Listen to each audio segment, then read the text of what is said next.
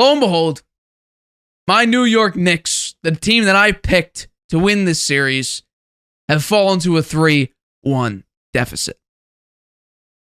It does not look good. It does not look good. In fact, it looks pretty grim.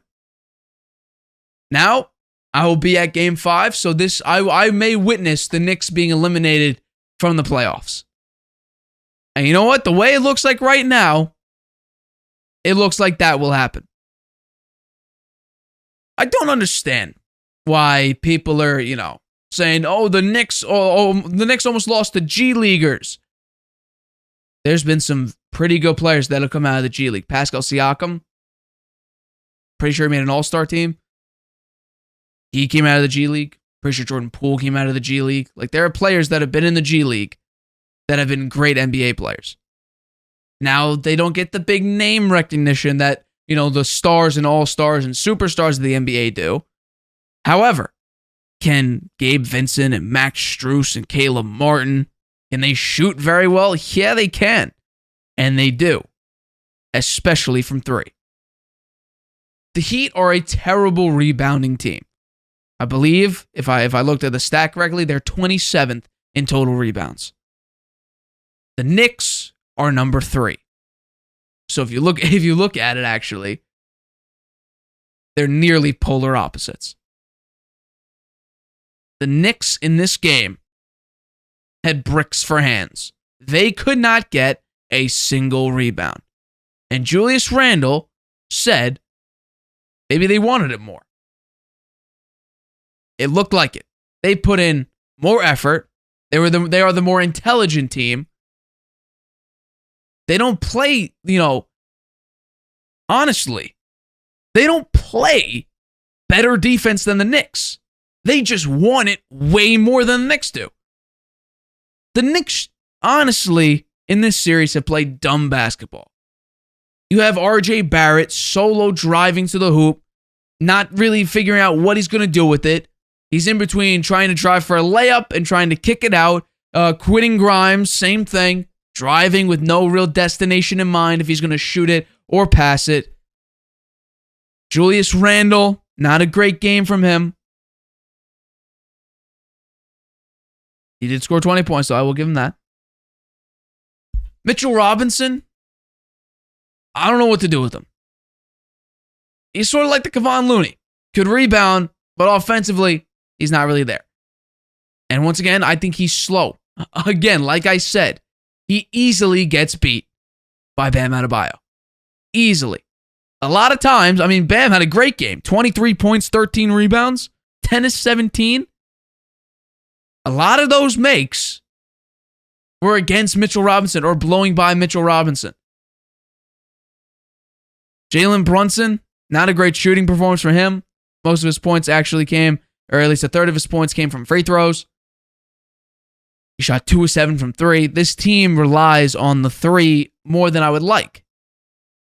Now, throughout this entire playoffs, it's been how well can the Knicks shoot the ball? And when they shot it, at least respectfully, they've made it somewhat competitive. Now, I said with 10 minutes remaining in this game's over. Because the Celtics, the Knicks were, I believe, down by 8 or 10. Like early in the fourth quarter. I think like 10 minutes remaining in the fourth quarter, they were losing by about 8 or 10. And I said this game's over. And I was like, what are you I got like because I was talking to some of my friends. What are you talking about? This game's over. There's 10 minutes remaining in the game. I said the Knicks will not get within 4. Lo and behold, I don't think they got within 6. The rest of the fourth quarter. Because what the Knicks were doing, they would make a shot and give up another basket right on the other end. Or the Heat would clamp down on Jalen Brunson. By the way, Gabe Vincent, phenomenal defensive performance. Gabe Vincent, if you want to learn how to do press, if you're doing like intramurals or youth league or whatever, and you want to learn how to do an effective press, or at least press the ball handler coming up the court, this game right here with Gabe Vincent's a perfect example of that. Gabe Vincent played great defense in this game. Had a couple of steals, and from when Jalen Brunson got the ball from the inbounds. Gabe Vincent was locked onto him and really bothered Jalen Brunson when he was just trying to get up the court. So I will give it 100% to the Heat. The Knicks were not ready to play. But what's the future? Because I think, honestly, I'm probably going to witness the elimination game. The Knicks do not look ready to play. Tom Thibodeau, again, I don't understand this whatsoever. I think the Knicks had 2 timeouts remaining. I believe it was like the middle of the third quarter. The Heat have used 1 timeout since then, and the Knicks had 2 remaining. I don't understand that whatsoever. Now, it was different than in Game 1. Game 1, the Knicks were up by double digits, and Tom Thibodeau was burning timeouts, which blew my mind. Then you had 1 timeout with 6.5 minutes remaining in the entire game. This one, you were down, but you never really forced Miami to call a timeout. They called 1 timeout, and you had 2 left. I don't understand it personally. Hartenstein didn't do a great job rebounding. Also didn't get a tremendous amount of playing time. Obi Toppin got nearly 0 playing time and put up 4 points. About the same as Mitchell Robinson. And it was about half of what Quentin Grimes gave you. Obi Toppin got 5 minutes in this game. Quentin Grimes got 41. Obi Toppin had 4 points. Quentin Grimes had 9. If you're going to say Quentin Grimes is in there for defensive purposes, nope. It didn't really look like he did much. The Heat were still dominant, and the Knicks couldn't get a rebound. The Knicks had bricks for hands. Mitchell Robinson, he could not get a rebound. Now, he ended the game with 7 rebounds. However, he probably could have had 7 more. Truthfully. There were opportunities where Mitchell Robinson was there, ready to get the rebound, and just couldn't bring it down because it would bounce off his hands, or he would hold on to it, and then he would just tap it, and then the ball would fall out of his arms. So what's the future for the Knicks? What can the Knicks do to improve on a better year than they had the past 3? People are saying trade Julius Randle. I don't think you need to trade Julius Randle at all. Now, an unpopular opinion, at least probably for most New York fans, but I think honestly it would be a huge upgrade, is trade RJ Barrett. And I'm sure you're going to trade probably other players as well. But RJ Barrett would be the star piece. Trade him for a potential free agent in Jalen Brown. Jalen Brown has been a great number 2 for the Celtics. And honestly, could be a number 1 on, I would say, most teams. But to bring him in, he's got size. He's a guard forward. Sort of same, I would say, as RJ Barrett. RJ Barrett has played shooting guard before, but he's mainly a small forward.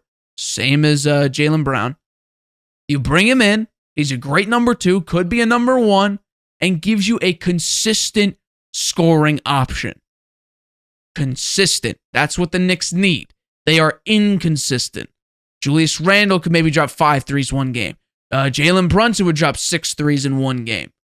And then they would follow it up with 0 of 6, 1 of 7, 2 of 3.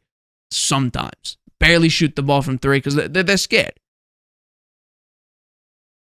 That would be my opinion. Don't get rid of Julius Randle. You need size. You need someone. You need someone big and skilled.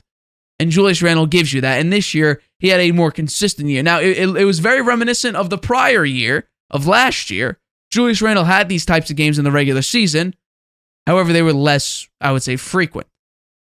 This season, he was way more consistent with these, 20, 30-point games, 10, 15 rebound games. I would not trade Julius Randle because then you would be left with Mitchell Robinson, who's an offensive liability, and Hartenstein as your 2 bigs. And I believe Obi Toppin is nearing a contract year, or this is a contract year. Truthfully, I love Obi Toppin. I don't think the Knicks value him that much. I mean, once again, he nearly scored as many points in 1/8 the minutes as Quentin Grimes. And you only played him for 5 minutes in this game, barely outplaying Miles McBride. I think that's just disrespectful. Now, I understand Obi Toppin is not the same defender. However, your size got you cooked a lot of this time. And the Knicks on rotations was abysmal. The Knicks' defensive rotations are terrible. Their transition offense and defense is maybe even worse. Once again, we saw a Kevin Love outlet pass that led to points. The awareness of the Knicks on these shots, they just stare at the ball when it's up. Meanwhile, I guess Jimmy Butler or Caleb Martin or whoever is running down the opposite side of the court, and Kevin Love hits him up with an absolute dime of a pass, and they score. The Knicks had an opportunity to win this series a little and also win this game, and they just couldn't get it done. My next move for the Knicks would not be to trade Julius Randle. You need a big man who is skilled. Get a more reliable number 2. Jalen Brown, if you look at the word consistency, consistently good to consistently great, that would be Jalen Brown. He doesn't look like he wants to be in Boston anymore. He doesn't appreciate the fan base. He has a problem with the fan base. It looks like he's out. Trade RJ Barrett or trade him away to get up Jalen Brown.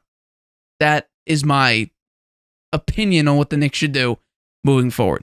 Hi, everybody. Thanks for watching. Make sure you subscribe here to get the latest from the show. Also, if you want to check out the full episode, make sure you click the I in the top right-hand corner right now. If you want to listen to this show anywhere you go, make sure you go to anchor.fm/The Harvey Hour or anywhere you get your podcasts.